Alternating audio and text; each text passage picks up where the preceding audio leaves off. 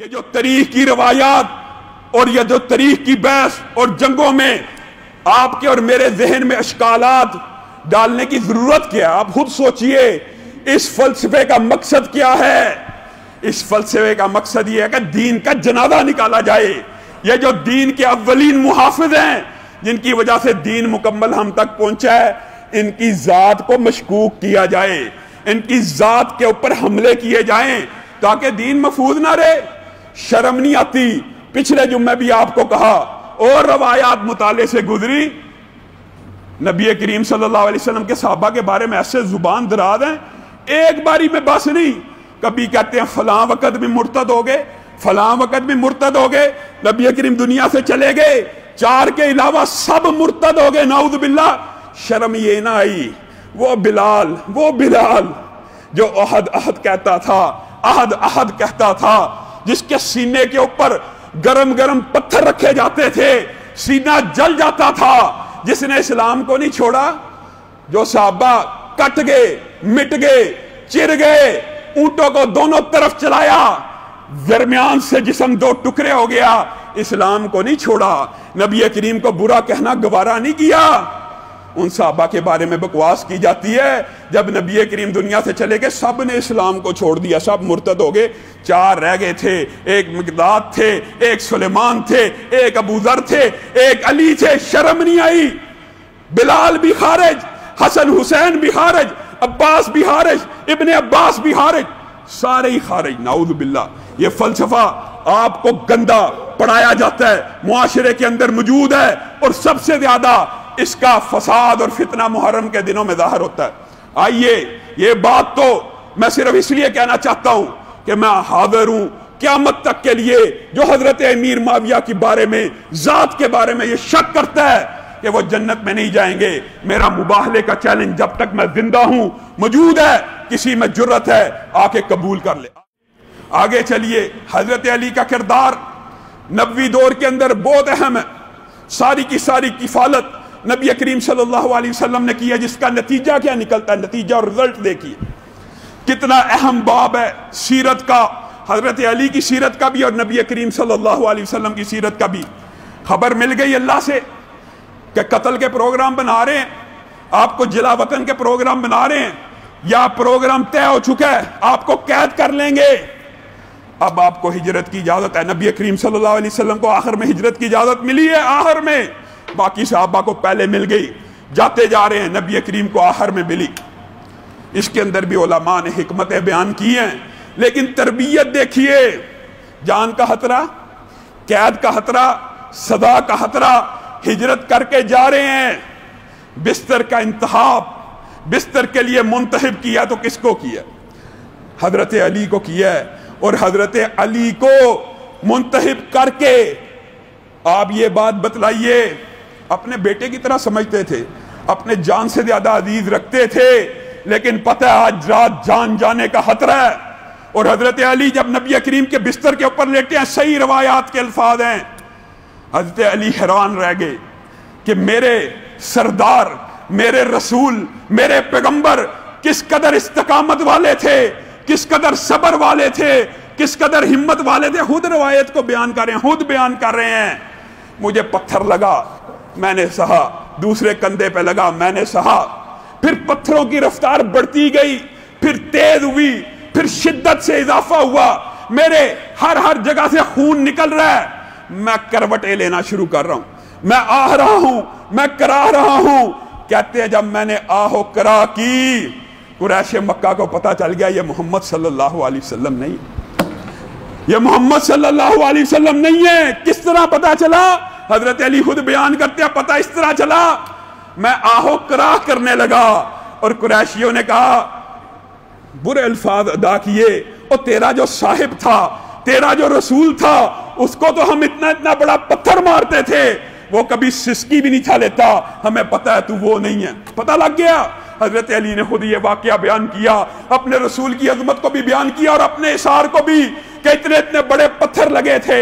میں کراہنا شروع ہو گیا، میری سسکی نکلنا شروع ہو گئی، اور کفار مکہ نے کہا وہ محمد صلی اللہ علیہ وسلم کے منہ سے کبھی ہم نے آہ نہیں سنی، کبھی کراہ نہیں سنی، کبھی سسکی نہیں سنی۔ وہ دین کے رستے پہ جب چلتا ہے، کچھ کفار مکہ لوگوں، کفار مکہ ایک بندے کی دینداری کی گواہی کیسے دے رہے ہیں؟ جب وہ دین کے رستے میں چلتا ہے، آبلا پا ہو کے چلتا ہے، تو اس کے منہ سے سسکی بھی نہیں نکلتی۔ حضرت علی کہتے ہیں پھر نبی کریم نے میرے ذمہ امانتوں کو لگایا ہوا تھا، میں نے امانتوں کو ادا کیا۔ اور لوگوں، ایسا بھی کوئی رسول ہو سکتا ہے؟ امانتیں واپس کن کو کر رہے ہیں؟ جو رات کو پتھر برسا رہے ہیں، انہی کی امانتیں ہیں، انہی کفار مکہ کی، انہی قریش مکہ کی جو جان کے دشمن ہو گئے تھے۔ اللہ نے وحی کے ذریعے اطلاع کیا، وحی کے ذریعے مارنا چاہتے ہیں، قید کرنا چاہتے ہیں، نبی کریم صلی اللہ علیہ وسلم چلے جاتے، شرعی طور پہ ادھر موجود تھا، کہا نہیں، مجھے صادق اور امین کہا جاتا ہے، میں علی کو چھوڑ کے جاؤں گا۔ دو وجوہات پہ چھوڑ کے گئے، ان میں سے ایک وجہ یہ بھی تھی، علی میرے دشمنوں میں سے جس نے میرے گھر میں کوئی امانت رکھوائی ہے اس کو واپس لوٹا دینا۔ دشمنوں کی امانتوں کو واپس لوٹانے والے تمہارے رسول اور پیغمبر، اور میں اور آپ اپنے دوستوں کی امانتوں کو ہڑپ کر جانے والے، اپنے دوستوں کے مال کو غصب کرنے والے۔ ہم کس رسول کے امتی ہیں؟ ہمیں اپنے گربانوں میں بھی جاننا چاہیے۔ سیرت کے یہ جو باب ہوتے ہیں، ان واقعات میں عبرت ہوتی ہے۔ آگے چلیے، حضرت علی کے بارے میں بعض لوگوں نے دنیا سے چلے جانے کے بعد، عبداللہ ابن عباس کی مشہور حدیث ہے، وہ انشاءاللہ کبھی موقع آئے گا اس کو تفصیلاً بیان کریں گے۔ یہ اشکال پھیلایا، جیسے میں کہہ رہا ہوں صحابہ کے بارے میں اشکال عبداللہ ابن سبا نے اس وقت ہی پھیلا دیا۔ اس کے نتیجے میں ایک گروہ آیا جنہوں نے حضرت علی کی ذات میں تنقیص کرنا شروع کی کہ یار یہ تو بہت مبالغہ کر رہے ہیں۔ بعض لوگوں نے پوچھا علی بدر میں شامل تھے؟ صحابہ نے جواب دیا یہ جو قرآن کی آیت ہے ہذان خصمان اختصموا، یہ علی ہی کے تو بارے میں نازل ہوئی ہے۔ علی بدر میں کیسے شامل ہوئے؟ پتہ ہے مشہور واقعہ، یہ تو میدان بدر اور جہاد کے جو واقعات ہیں ویسے ہی سیرت کے باب میں پڑھنے کے لائق ہے۔ نبی کریم صلی اللہ علیہ وسلم ساری رات رو رہے ہیں، اکیلے مقداد کے پاس گھوڑا ہے، بے سر و سامانی کا عالم ہے، پھر بھی جہاد کے لیے نکلے ہوئے ہیں۔ ابو بکر کہتے ہیں بس کیجئے آقا، بس کیجئے، آپ کا رب آپ کو تنہا نہیں چھوڑے گا، اور نہ ہم اصحاب موسیٰ جیسے ہیں کہ آپ کو کہیں فاذهب انت وربک فقاتلا انا ہاہنا قاعدون۔ اے رسول صلی اللہ علیہ وسلم، ہم موسیٰ کے ساتھی نہیں ہیں کہ آپ کو کہیں آپ اور آپ کا رب جا کے لڑے، ہم یہاں پہ بیٹھے انتظار کر رہے ہیں۔ اللہ کی قسم جب تک زندہ رہیں گے پہلے ہمارے خلق کٹیں گے، پہلے ہمارا لہو بہے گا، پھر کوئی تیر آپ کی طرف آئے گا۔ کفار بڑے جاہو جلال کے ساتھ آئے، بڑے لشکر کے ساتھ آئے، 1000 سے اوپر مسلمانوں کی تعداد 300 کے قریب ہے، ہیبت، زرے پہنی ہوئی، بڑی بڑی تلواریں، ڈھالیں، عتبہ، شیبہ، ولید، بہت بڑے پہلوان نکلے للکارتے ہوئے۔ 3 انصاری صحابی آگے آئے، انہوں نے کہا کون، اپنا تعارف کراؤ۔ کہا ہم انصار میں سے یہ کہتا ہم آپ کو جانتے ہی نہیں، تم کون ہو؟ ہمارے سامنے ہمارے جاننے والے لے کے آؤ، ہمارے سامنے کوئی ہمارا ہم پلہ لے کے آؤ، ہمارے سامنے ہمارے جیسے پہلوان لے کے آؤ۔ لوگوں، اللہ کی قسم رسول اللہ صلی اللہ علیہ وسلم کی سیرت کا یہ باب بھی بڑا اہم ہے۔ نبی کریم صلی اللہ علیہ وسلم نے کبھی یہ حرکت نہیں کی، آپ کے سامنے پہلے بھی رکھ چکا ہوں کہ اگر قربانی کا ثواب بیان کیا کہ جتنے بال ہیں اتنی نیکیاں ملیں گی، تو خود کی نہیں، خود پھر 100 کیے، کسی بھی مسئلے کو بیان کرتے اس کے اوپر خود زیادہ عمل کرتے۔ یہ نہیں کہ جہاد کی فضیلت بیان کی اور جہاد کا میدان آیا اپنے بیٹے بچے چچا وغیرہ روک لیے، نہیں، میدان بدر سے لے کے آخری دن تک نبی کے اسوے میں یہ بات شامل ہے، جتنا اہم مارکہ ہوتا اتنا قریبی رشتہ دار اتارتے۔ کیسے؟ کہا میرا چچا حمزہ کہاں ہے؟ حمزہ کو بلاؤ، اترو میدان میں۔ میرا بیٹا علی کہاں ہے؟ علی کو بلاؤ، اترے میدان میں۔ میرا چچا زاد عبیدہ کہاں ہے؟ یہ جو عبیدہ ہے نا، ان کے بارے میں لوگ جانتے نہیں ہیں، یہ عبیدہ بن حارث ہیں بن عبد المطلب، یہ بھی نبی کریم صلی اللہ علیہ وسلم کے چچا زاد تھے۔ بدر کے میدان کے اندر نبی کریم نے اپنے ایک چچا کو اور 2 چچا کے بیٹوں کو اتارا تھا۔ खतरा था ना शहादत का। यहां पे खतरा हो तो अपने बेटों को रोक लिया जाता है, अपने बेटों को पीछे कर लिया जाता है। यहां पे नबी करीम एक उसवा, एक नमूना पेश कर रहे हैं। उतबा शैबा वलीद के मुकाबले में मेरा चचादाद अली उतरेगा, मेरा चचादाद उबैदा उतरेगा, मेरा सगा चचा हमजा उतरेगा। और फिर हुआ क्या, हमजा ने शैबा को एक ही वार में, अली ने वलीद को एक ही वार में, दूसरे वार की नौबत नहीं आई। ये इस कदर बहादुर थे, ये इस कदर जरी थे। और हजरत अली की सीरत की बात हो रही है, मैं उनके हुलिये के बारे में भी आपको बताता चलूं।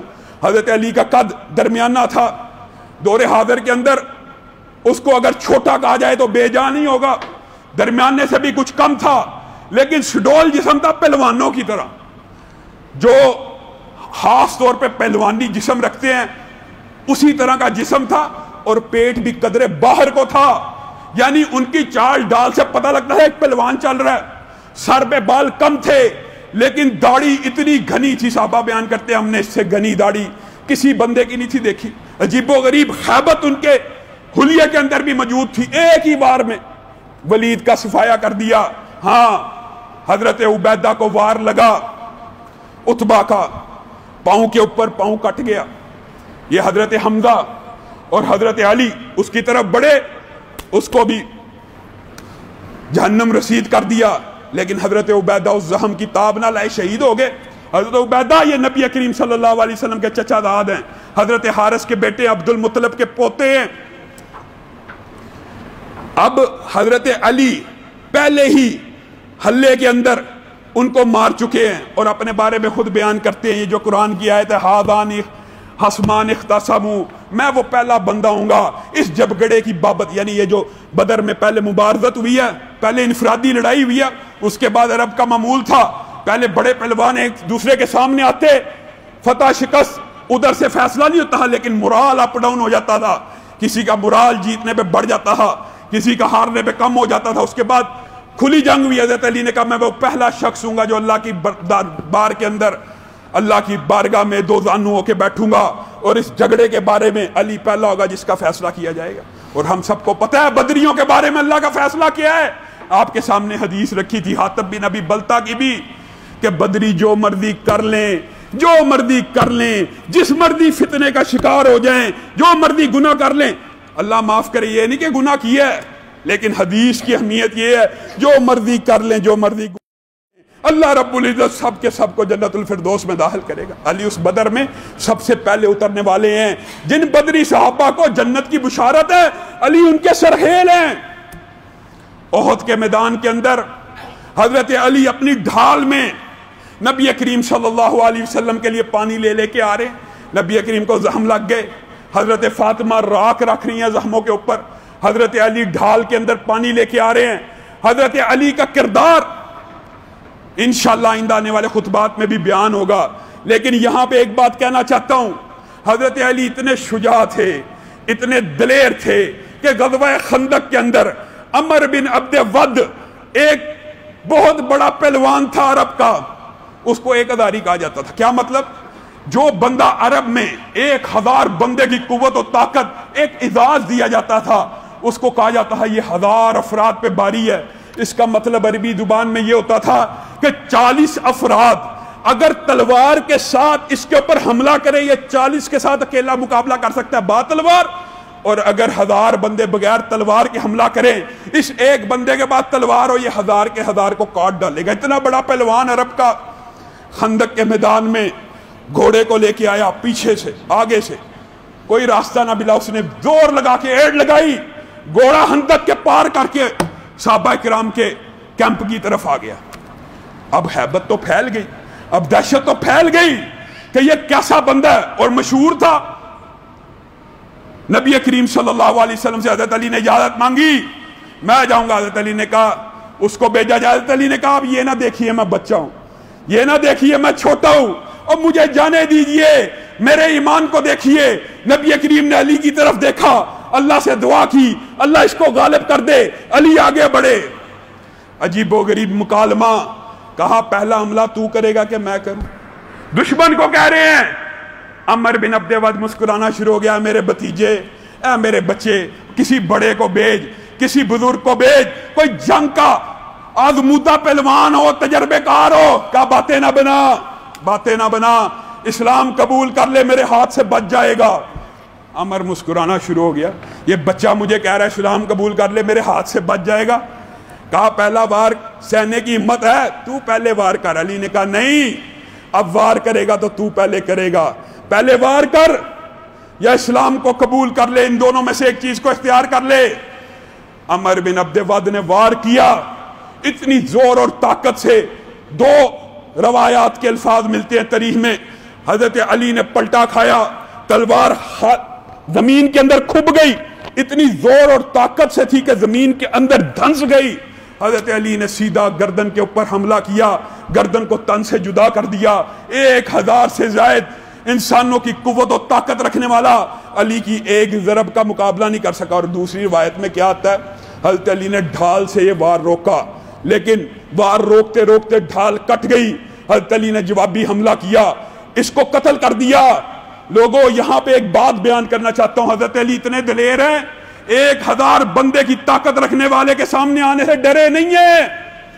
تم بکواس کرتے ہو کہ نبی کریم صلی اللہ علیہ وسلم دنیا سے چلے گئے تھے، نبی کی بیٹی تھی، علی گھر میں موجود تھا، بعض صحابہ ہے انہوں نے نعوذ باللہ ثم نعوذ باللہ دروازے کو ٹھڈا مارا، دروازے کو توڑا، دروازے کو جلایا، نعوذ باللہ حضرت فاطمہ کو تھپڑ رسید کیا۔ اور بکواس کرتے ہو، یہ علی جو دشمن سے کبھی نہ ڈرنے والا، اس وقت خاموش کیوں رہا؟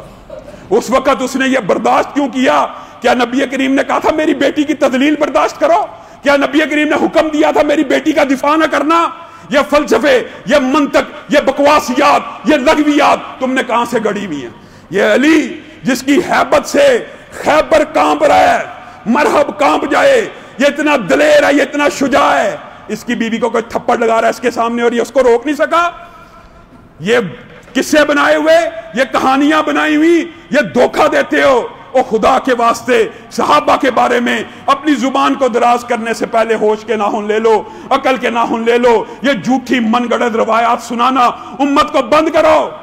کسی صحابی نے حضرت فاطمہ کی توہین نہیں کی، اور نہ حضرت علی اتنے بے غیرت تھے، اور نہ حضرت علی اتنے بزدل تھے کہ اپنی بیوی کی توہین برداشت کریں۔ اللہ رب العزت جو کہا گیا، جو سنا گیا، اس کو سمجھنے کی توفیق عنایت فرمائے۔